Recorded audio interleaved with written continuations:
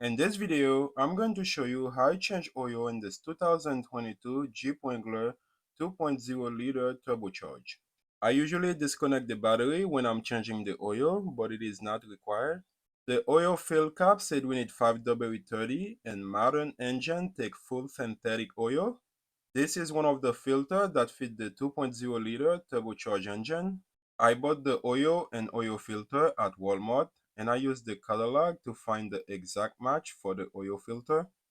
I think Farm oil filter is discontinued at Walmart. For my replacement, my only option was between Mobile 1 and Pure later. I went with Mobile 1 M1-113A. I used a couple pieces of lumber and drive the front passenger tire on top of it to give me more clearance to go underneath. I use brakes on the driver's side tire as wheel chuck. The parking brake is engaged.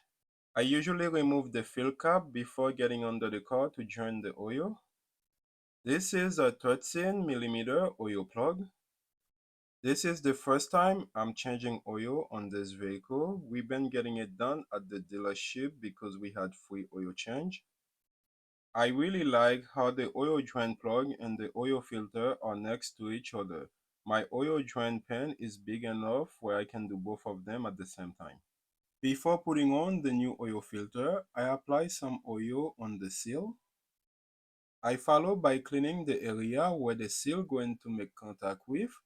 Then I install the oil filter. I tied the oil filter by hand. I never use any tools to tie the oil filter. Next, I installed the oil drain plug by hand, then I tied it down with a ratchet with the 13mm socket. I follow by wiping down any excess oil. After most of the oil came out of the old filter, I placed it in the package that came with the new one. Next, I poured the used oil in a container to take it to a place where it can be recycled. I use a plastic bottle to make a funnel to pour down the oil. This engine takes exactly 5 quarts, so I pour down the entire thing.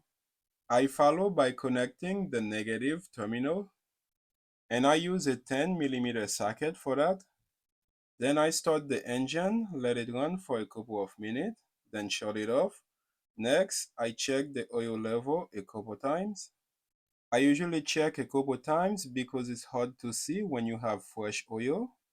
Now that everything is done, all I gotta do is reset the oil life. To do that, without pushing the brake pedal, push the start button twice until you see run. Then navigate to the oil life, followed by holding down the OK button until you see 100%. Another way to do it, do the same thing by putting the vehicle on run, then press down the gas pedal 3 or 4 times. I hope this video was helpful and informative. If you like this video, you might enjoy the recommended videos. Thank you for watching. I hope you enjoy. See you in the next video.